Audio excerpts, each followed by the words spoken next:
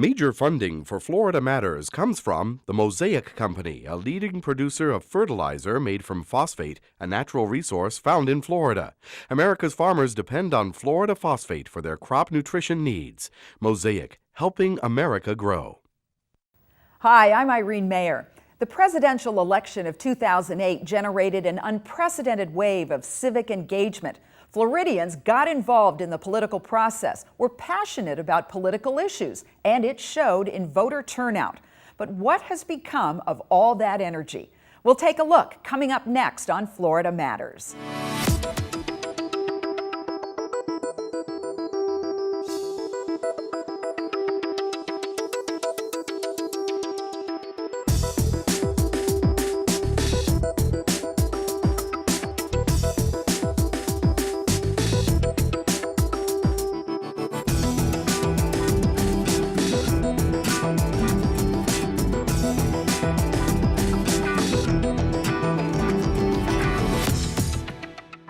Welcome to Florida Matters. Civic engagement can mean a lot of things, from solving problems in your community to participating in local and national elections to becoming the squeaky wheel and making your voice heard by public officials. What it boils down to is having some control over the world around you. Today, we'll catch a glimpse of some of the ways Floridians are working hard to make a difference. First up, Carson Cooper with a story about Florida's political new wave. With each generation comes a different approach to life, but expressions of today's youth extend far beyond trends and fashion. I think the youth is finding a way to get more engaged, and I think a lot has to do with the multiple resources that are out there to get information. They're called the Millennials, or Generation Y. They're the largest generation since baby boomers, and they're eager to get involved in the civic and political landscape. Well, I think that this is one of the best times in our country for young people to be involved in politics. It's a time that people are really realizing that one person can make a difference. Many of my peers, especially at the university level, are very involved and engaged in the community. A lot of the organizations that I've been involved with, both on campus and off campus. But if the boomers defined involvement and activism with marches and petitions, the millennials are making their mark through websites like Twitter, where users share tweets or instant updates. And politicians are taking notice. It's important for them to engage younger voters specifically on the web, on social networking, because this is the format that younger voters and younger constituents are more active in. The 2008 election embraced an expanded use of new media and technology. Candidates had pages on social networking sites like Facebook and MySpace. Journalists began Twittering, and average Joes became blog reporters. Candidates who are on Facebook and who understand Facebook and Twitter and text messaging and all these different social networking mediums are going to be more successful candidates. Young people are volunteering and voting at high rates. More than 23 million voters between ages 18 and 35 filled the ballot box last November. It was the largest turnout for that age group since 1972. I think naturally what happened within our nation is that, we have some folks who kind of picked up or grabbed the baton and said, you know what, I think it's time for me to step up and get involved or be more aware of what's going on around me and have a voice and be active. Hillsborough County Commissioner Kevin Beckner knows all about using technology to campaign on the local level. So many people now are communicating online, they're communicating electronically, and so we were looking to reach people in a new way. Commissioner Beckner used Facebook and video sharing sites like YouTube to get his message out to young people. I don't know if age is so much of it is a willingness to open up your mind to new ideas and to new technologies. And then before I got involved with the campaign, I was not involved in things like Facebook. Of course, I did email and was on the web. But I think a lot of it is just being able to open up your mind to new ideas and new concepts. Although technology is helping young people get involved, there can be a downside. We're a generation that's very distracted. We have a lot of things that consume our time and our energy. Not to pick on it too much, but I know some of us spend a lot more time on Facebook than engage in the community. It's just the reality of it. So while young adults may be changing the rules of civic engagement one tweet at a time, the traditional methods still remain tried and true. If we would have just done it electronically, I don't think we would have been as successful. People want to be able to meet and talk with the candidates. There's no doubt that technology is not the end-all be-all. The internet is not the end. The internet is the vehicle to drive people and to organize people online for civic engagement. For Florida Matters, I'm Carson Cooper. Another way to get involved is to join a cause, maybe one that says, "Not in my backyard." It's usually because of power lines or a cell phone tower, but in this case, it was a new landfill proposed for Pasco County. Carl Roth and John Floyd from the Protectors of Florida's Legacy opposed that project and won. Welcome to both of you. Thank you very much. The group is one that folks may not have heard of. Again, it's called the Protectors of Florida's Legacy. It was organized specifically because of this landfill project, is that right? That's correct. Basically, a small group of us got together, we met one another. First meeting, we met at one of the members' homes around the dinner table and started talking about what could we do about this. And you heard about the landfill project coming, and John in particular had a real particular reason for opposing the project. Tell us a little bit about that. Yes, ma'am. It was right directly across the road from my business. It would have been a huge landfill essentially across the street, and your business is in growing citrus plants. That's trees. correct. Yes, ma'am. And what kind of an effect could that have Well, had? our biggest concern was the bird issue. We were thinking that, that we may cause us a big issue because the state and federal government has caused us to go inside growing all the little citrus trees, which is for an industry that brings in the state somewhere in the neighborhood of $8 to $10 billion a year and employs about 75,000 people. So we were concerned that it may affect our business in general. And everyone knows when you see a landfill, it attracts birds. Yes, There's that's a lot correct. of birds. And the concern was that they could peck into and break into the covering over the plants that is now was our required. concern. That's correct. And then the end result could be that the trees couldn't Well, sell them? they would be it would breach the structure and the state would come in and quarantine us at that point. And until further inspection to make sure everything was okay. But if it continued to happen, of course, which it would if there was a bird issue, it would almost be impossible to continue to grow there. Well, when you hear about a project like this coming into, in your case, your front yard, did you feel helpless to be able to stop it? Well, we knew that it would be a big fight, but we knew we had to do something. So we just started just what we could when talking with neighbors and friends and seeing what we could do once we realized, it was a real reality that they were thinking about doing it. How necessary was it, Carl, to actually organize and not just be a few neighbors talking over the fence, so to speak? Well, at least from my background in the consulting arena, we always have a plan. But our main task was really to educate people and get the word out.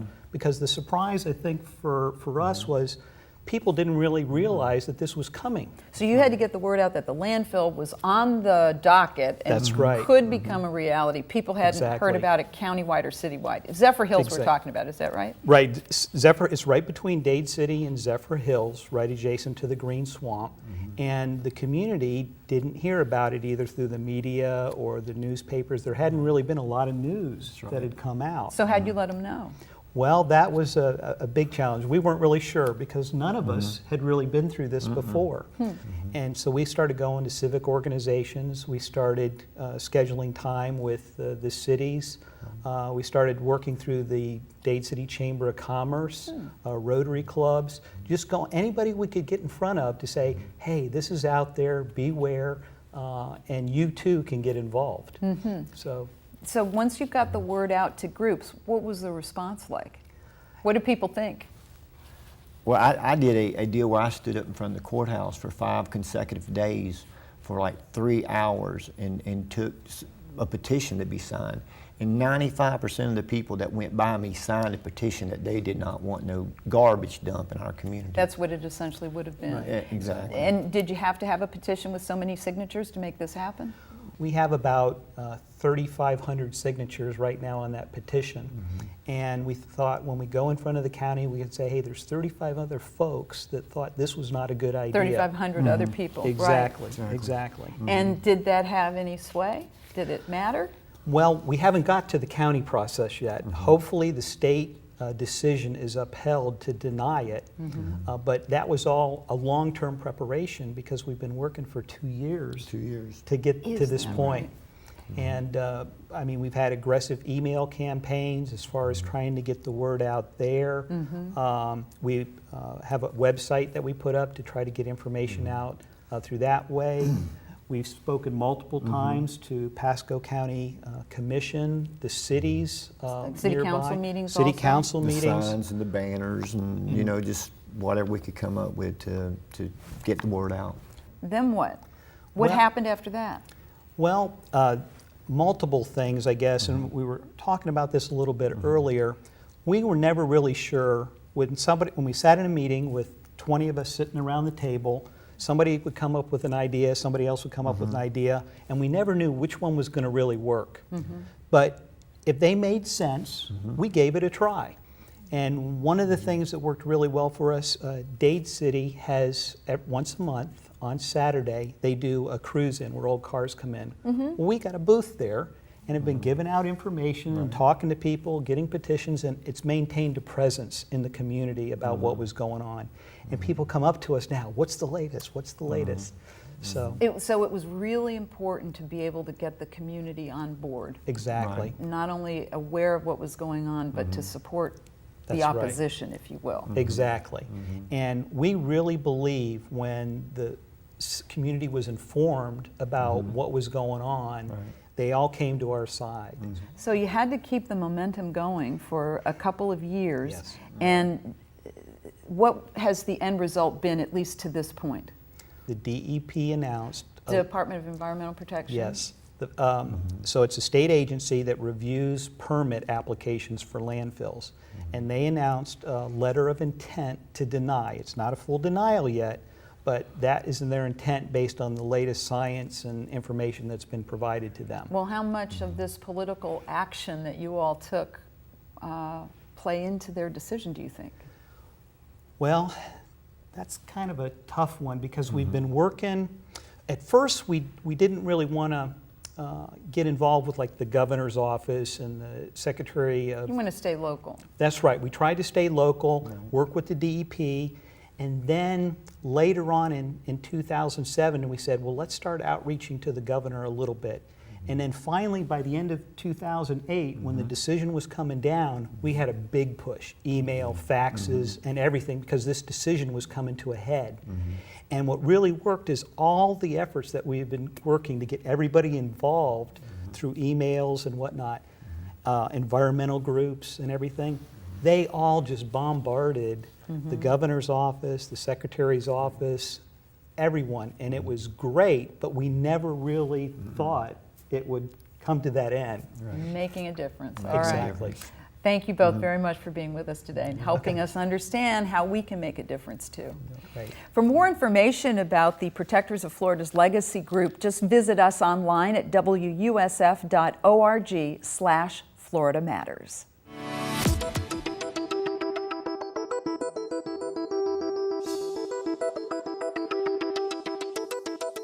There are many ways to take action when you want to affect change. Here to talk about their own methods are Nikki Benoit of Florida Voices for Animals and Don Brown, sitting next to her, of the NAACP's Florida State Conference. Welcome to both of you. Let's begin by talking about just quickly the history of each group. Why was this particular animal rights group formed? In 1989, Miriam Parham and her mother, Elena Flanagan, created this group to join forces with other compassionate residents in Tampa Bay to speak out for the animals that were otherwise ignored in many daily activities and industries. Now, NAACP has a long history. Give us just the thumbnail sketch, Don. Well, in 1909, the organization was formed.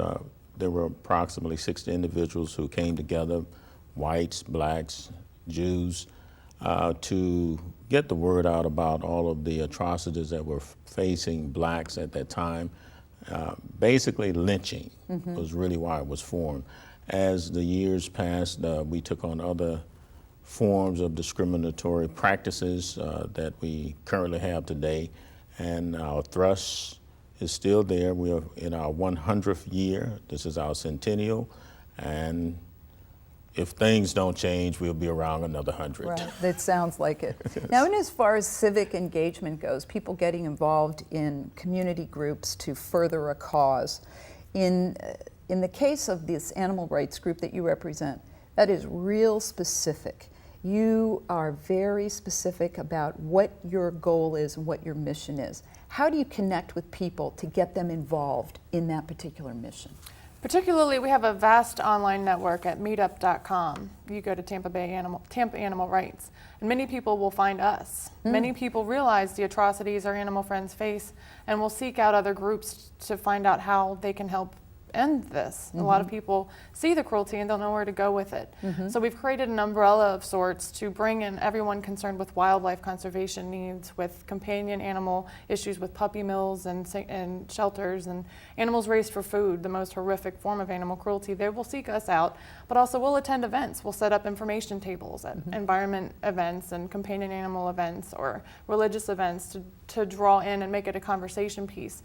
We offer compassionate resources to make changes, so that in and of itself will bridge the gap between those that have thought about the issues. You know, I'm thinking animal cruelty is in the animal food industry and I don't know what to do about it. We give them resources to make that change. A lot of it demonstrations. We are out in front of store fronts if we learn that they have. Well, in a sense, it's really just education for passersby, for people hoping to attend the restaurant or the store, like a recent Petland demonstration that went on nationwide just before Christmas. We were a part of that, helping the Humane Society draw attention to the egregious treatment of animals raised in puppy factories, if you will. So a lot of passersby were like, wow, I agree with you. They parked their car and they would join us and pick a sign up, and same with the circus. Don, do you hear about similar methods? How has the NAACP typically and historically approached its causes? Basically what we do, we approach legislatures first. We try to remedy things by way of the court. You want to get to government. We want to get the government involved because as it pertains to blacks, most everything that has happened to us in this country has been legislated. Right. And so we have to overturn some of the laws that have unjustly dealt with us. As a result of that, we try to do it through the legislative body. Other ways that we approach it, we get other organizations that have similar issues that see like minds with our organization. We coalesce with them, and when you have numbers, more people listen. Your legislators looking at all of their constituency out there, and they get a little concerned, and they're more apt to take the necessary action to cure the issue. And contacting people and getting them involved and getting them to participate and join the NAACP. Is there a particular method that works? Basically, we go through the churches, we send out mailers, we contact other organizations and ask them to solicit memberships for us. So any means necessary to garner those memberships, that's what we do. And wanted to be perfectly clear, we are the National Association for the Advancement of Colored People, and all of us are colored, so we represent everyone. Everyone. All right. And we're almost out of time, but quickly, what are the most extreme methods? How far will Florida Voices for Animals go to get the message out about preventing cruelty to animals? Well, we really try to keep it more of a compassionate focus. We want to raise awareness for compassion with compassion. We don't like to point fingers or shame or demonize anybody. We're really tapping into the innate compassion that people typically have. So we'll show video footage of behind the scenes actual coverage of animal cruelties, either in puppy mills or in animal, where they raise animals for foods and confined animal feeding operations. That's probably the most extreme in terms of shock value. It is painful to see, but it will trigger some type of action. And per capita, we have the power to incite change worldwide with our daily changes and our daily activities. Just making small changes makes a big difference. Absolutely. And NAACP has historically been a peaceful group. What's the furthest that NAACP goes? The most extreme that I would say that we would go is direct action, wherein we will actually demonstrate outside of a Capitol building or a business that is not doing what they should be doing. And what we normally do is send out a call for people from all around the state, all over the United States, to converge. How does that work? Works very well. It's an we effective are method? effective. I think you get a lot of We're people very to show up effective. at some of those demonstrations, like tens of thousands Yes, occasionally. they come, and all organizations share similar aspirations, and they will come and join you. Well, thank you both for coming on and sharing this community activism methods. I'm sure we've enlightened a lot of folks today. Thank you. Thank you. To find out how you can become more civically engaged, check out our website at wusf.org/Florida Matters.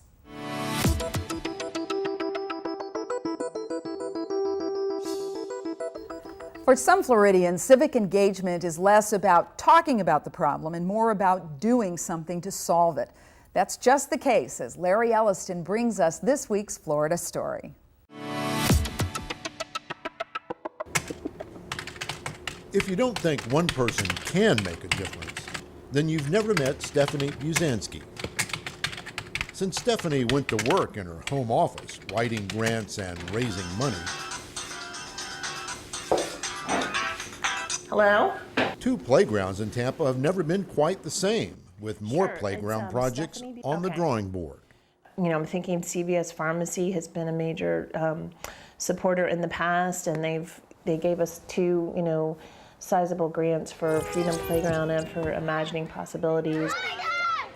First inspired by her daughter, Sarah, who was diagnosed with cerebral palsy in 2001, Stephanie Buzansky saw a problem in need of a solution. If you're in a wheelchair, this is pretty impossible to get across because you have sidewalk, railroad ties, some sand, and then the surface. So it's just a good example of, a barrier to play. So with the same zeal that served her as a young Peace Corps volunteer, making life better in Ecuador, this wife, mother of two, and private citizen set out on a mission closer to home. Stephanie's dream, a playground where kids of all abilities could play together. At first, she traveled the road alone, but financial donors, fellow citizens, and a city eventually shared her determination. That dream has become a reality. To dream the impossible dream and make it happen, that is the American dream, isn't it?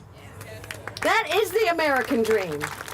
On February 2nd, 2008, Stephanie Buzansky joined Mayor Pam Iorio for the ribbon cutting of Freedom Playground at Tampa's McFarland Park. A dream 7 years in the making. Keep going. On a recent visit to the specially designed playground with her daughters Sarah and Claire, Stephanie couldn't be happier for all children.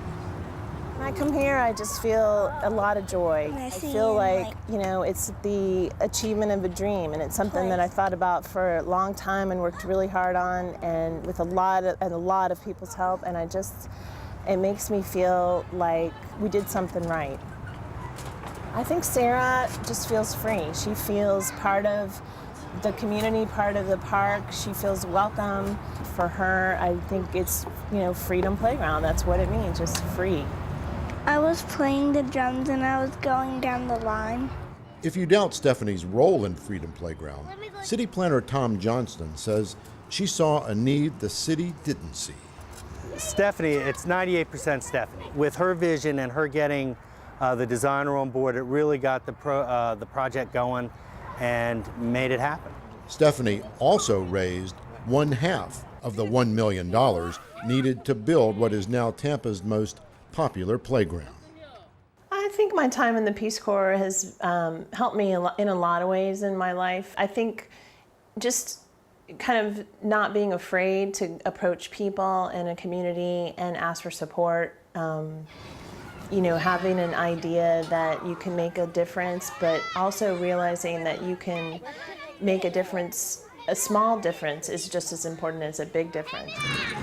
For 7-year-old Artisha Pride, a second project spearheaded by Buzansky's Freedom Playground Foundation has made all the difference in the world. At Imagining Possibilities Playground, Artisha is just another youngster at Grady Elementary having fun. I like places around people. I like to play over there and there there is there on the music things and all around it. With its rubber flooring, wide ramps, and special equipment, this playground is the first of its kind at a Hillsborough County school. Assistant Principal Christine Dosel owes it all to Stephanie Buzansky. She's a hero to all of us, and especially to the children. That you can see how much they enjoy the playground. It's fabulous. And you know, sometimes it takes one person to really make things happen. And she was the one that instigated it, and then the teachers, the faculty, the staff, the school district, all jumped on board, and we made it all happen together. What I always wanted for Sarah and for other kids was I want other kids to get to know them as a kid, not this is the kid in the wheelchair, this is the kid with autism. It's just this is a child that likes to read like I do, or this is a child that likes to play on the swings like I do. And just think, all of this, all that Stephanie Buzansky has accomplished, started with a single $5 donation. The $5 donation Mary Watson gave her friend years ago for nothing more than an idea called Freedom Playground was the push Stephanie needed. I didn't have but $5, and I gave it to her, and I told her, I said, you take this $5 and you go and start your dream. I'm tired of you sitting here talking about what you want to do. God said if you make one step, he'll make two, Stephanie. Get up, get busy, and she did. You know, she made a blessing not only for Sarah and Claire, she made a blessing for a whole world of children. Great story, Larry. You know, there's a funny story, Irene, about that $5 donation from Mary Watson.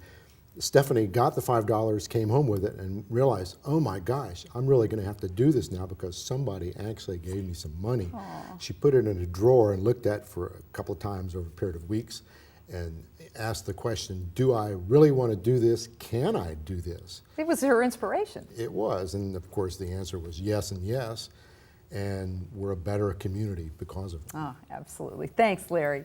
And thank you for letting us share just a few ways that Floridians are staying involved in our communities. For more, log on to wusf.org/Florida Matters. And remember, you too can make a difference. I'm Irene Mayer. See you next time on Florida Matters.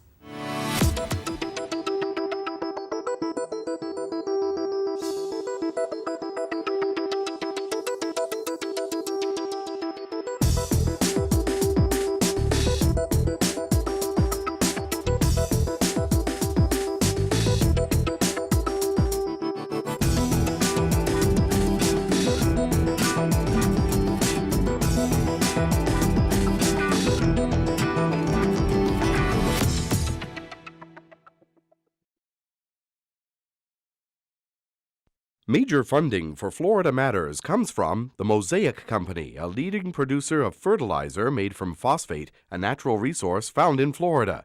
America's farmers depend on Florida phosphate for their crop nutrition needs. Mosaic, helping America grow.